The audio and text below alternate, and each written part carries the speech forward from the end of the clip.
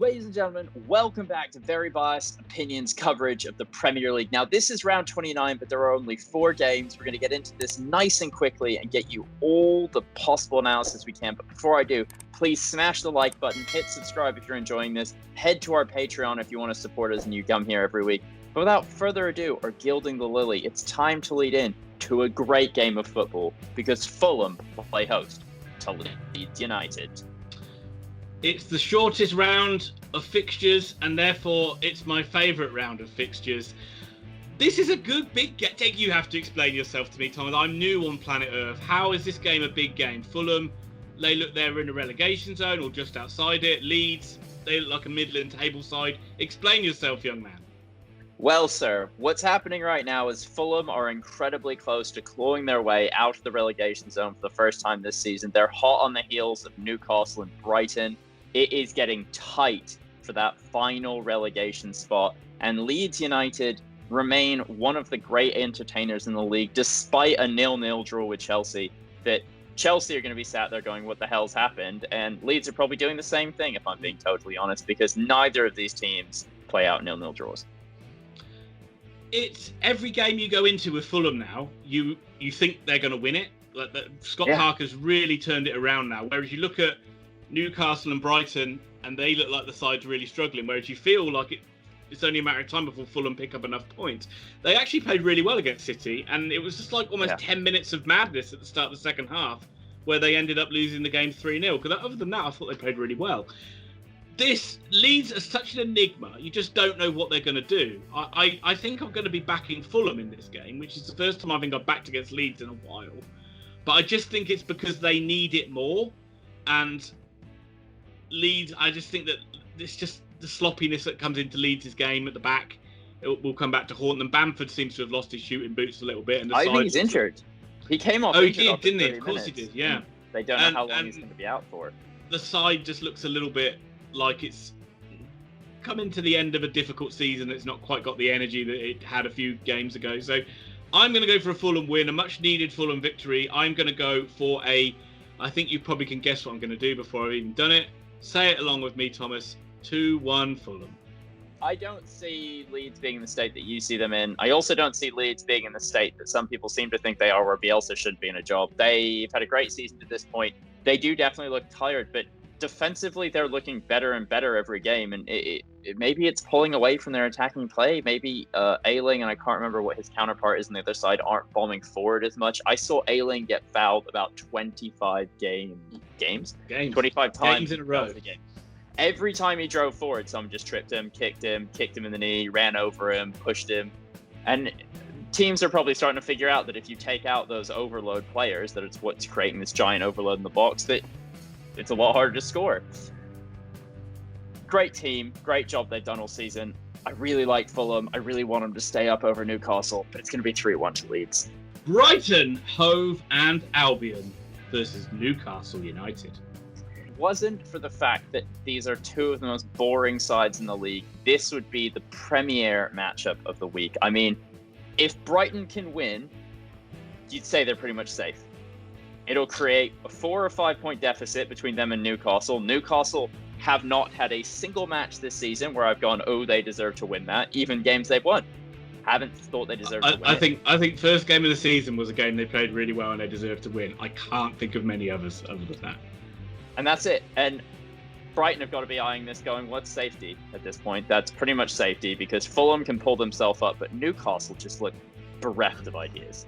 Absolutely. They look the side that look the most likely to go down at the moment, just because they don't seem to have any firepower and every game is just a bit of a grind for them. I would say the effort is definitely there from those Newcastle players. You can't fault them for that over the last few weeks, and they did scramble back. They didn't deserve to lose against Villa, and they did scramble back into it to get that point, which was a big point for them.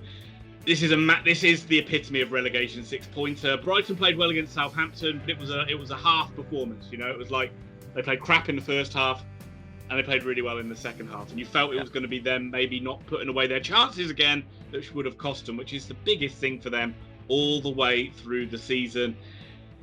This one, I think this is going to be one goal in it, I think. And I think I'm going to go crazy. Why not? Up you Magpies. 1-0 Newcastle. Are you serious right now, Ian? You're just conceding this round to me right here. Absolute madness. I've got Brighton to win this. Credit to him for beating Southampton. I didn't see it coming. It really helps out their form.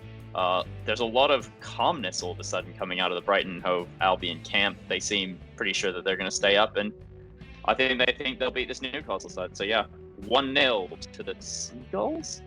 Their arrogance will be their weakness. Aston Villa versus Tottenham Hotspur. It's always the player's fault somehow when Jose loses with Spurs.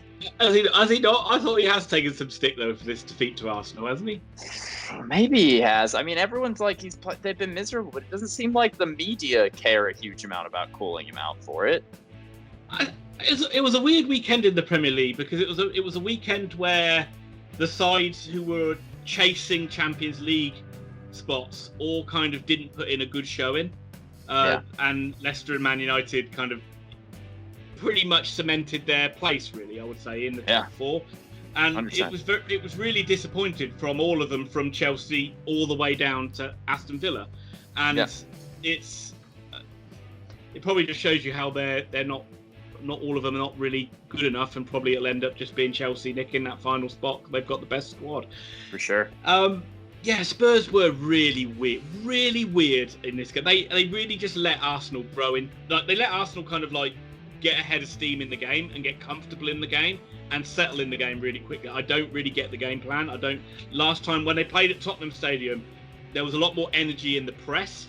So when Arsenal made mistakes, they were on them straight away. But it seemed very lethargic, and it seemed like they didn't really give it a go. I know Lamella's Rabona goal was sensational, but they didn't really give it a go until they were 2-1 down with 10 men. And then all of a sudden they were like, oh shit, we might as well give it a go now. It was a really, really odd performance. Aston Villa as well, they're just not, again, without Grealish, they do have a massive lack of cutting edge. They don't look like they can score more than a goal in a game. Usually one goal is good enough for them, but it wasn't with a late sucker punch against Newcastle, which really hurt their Champions League aspirations, really. Oh, for sure. Put them to bed, almost, I would say. It's just, for me, week in, week out with Villa, it's the same story. So impressed with everything Deanson's done. So impressed with their recruitment. So impressed with them as a team. Without Jack Grealish, though, they're an average Premier League side. Jack Grealish is pretty much proving by being injured that he's world class at this point. So I have to think Spurs are going to come back. I have to think Gareth Bale will play and do well. And you get to go first on this one. You get to go first. It was just funny when you said average Premier League side. I instantly went, and then I thought, do you know what? That's actually pretty good compared to where they were last. That's not a bad place to be. Like, they're a 10th place side. It's actually quite a good achievement for Dean Smith and Villa, and it's not surprising. You take the one world-class player out of their side, it does knock them down a little bit.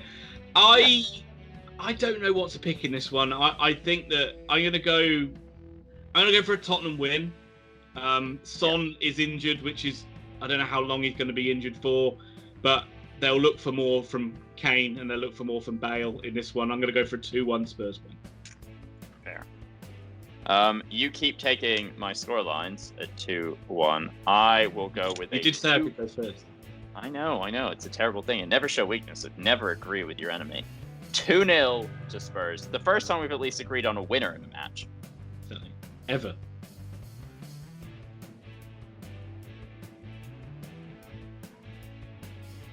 It's the final game, but do not even think that it is anywhere close to a main event. It does not deserve any grandeur. And even by me talking anymore, I'm building up more than it was. So I'm just going to be quiet. Possible Champions League team. West Ham United host Arsenal. North London derby winners. Arsenal, Thomas, which I'm pretty sure Mikel Arteta is going to turn into a little mini trophy he can carry around. Because will it be like the Ashes? Will it be this tiny, tiny vial? Do you see what we won? We won this. This is us. Yeah, but there's a nice little story behind the Ashes, why it's such a small little urn. Whereas this one will just be Mikel. Oh, no, it's going to be an enormous trophy. I'm just really complete opposite. 10 foot tall. 10 foot. It was a good win, and it was a good performance. They did get a little bit of the rub of the green, but I do think Arsenal deserved to beat Tottenham in that game. if they would have lost it, they'd have looked to like instances where they hit the post or hit the bar and hit the post in the first half, and generally did play with a lot more purpose and energy, which is just what frustrates me about Arsenal. Is sometimes they turn it on and they're really good. Many times they struggle to turn it on and they look really poor. They've had off the field issues with Aubameyang, which gets pushed to one side because they won the derby and doesn't become a bigger issue. I'm sure he'll come back into this one, but I'm going to let you talk about West Ham a little bit, and then I want to tear into them as well when you're done. I really like this West Ham side. I feel really bad for Dawson hitting that own goal at the end in the Man United game, because he's been honestly so good. He's proven he's not a championship defender. He's definitely going to be a full-time player at West Ham next couple of years after this, because they let him go. They're mad. David Moyes has done great things with West Ham. They don't like the top 6 teams, right? This is just the David Moyes knock every time. But they've got to be looking at this Arsenal side and thinking this is ripe and open for a team like them. They don't give up a ton of opportunities. They're lightning quick in attack. They have a lot of really effective players. And correct me if I'm wrong, Ian, but West Ham seem like the sort of team that take the chances when they come their way. Like they seem to score goal, like Souček especially. Like they need a goal, they need a goal, and all of a sudden this giant lumbering Eastern European bloke just comes in on the far post and heads it in, and you're like, oh, yeah, sweet. So I really like West Ham. I do like West Ham as well, but they really annoyed me in that Man United game, and it reminded me of when they played Liverpool, and that game really annoyed me as well. And again, it comes back to the things we said where it's Moyes not having the belief that he can go toe-to-toe with these sides, where he really should have a lot more faith in his side, because as soon as they went 1-0 down against Man United, it was almost like they looked like a completely different side when they had to chase it. They put Man United on the back foot, they started asking questions, and they started creating goal-scoring opportunities. And it was the same thing what they did against Liverpool. It seemed like, wow, we're happy with a 0-0 draw. And it's like, but you ended up losing both games, and you ended up like all the chance you had of getting into the Champions League looks like it's going to be lost because you just didn't have enough belief. But I do think there's going to be a reaction from the West Ham players in this game, and they're not going to see this one as playing a top 6 side, but they are playing Arsenal, Thomas. Arsenal are amazing, and Arsenal will win. I don't want to do it. Please don't make me do it. Don't make me. Don't do it. Don't make me pick them. Don't make me pick them. Stop making me pick them.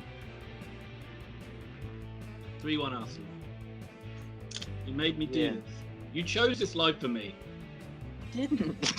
Keep trying to get you not to make these decisions. I'm giving you all the advice I can. You pushed me. You continually push me into a corner where I have to pull my way out like a caged tiger. I'm gonna go with a 2-0 West Ham win. But honestly, and we make the jokes, like David Moyes really doesn't put his teams out to beat any of the top 6, and you could really easily end up being right about this, really easily.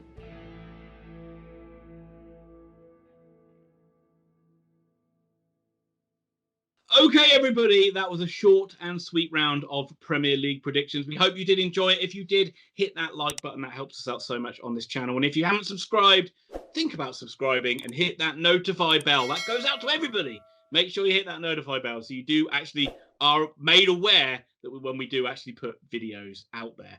A massive, huge thank you to our Patreon backers once again. The 4 Patreon backers are Matthew Uranka from Grandstand Betters, Matthew Bowden, not from Grandstand Betters, Pessimistic Brother Alan, and of course PJ Simpson. They are our fantastic 4. If you want to help support us, the Patreon details are on the screen. They are down in the description below. It's a less than £5 a month. You can help support this channel. It's a really good deal, and we would appreciate it greatly. Other than that, all different affiliate links and all different ways we try and shill is down there in the description. Thank you very much again, and we will see you with more content very soon.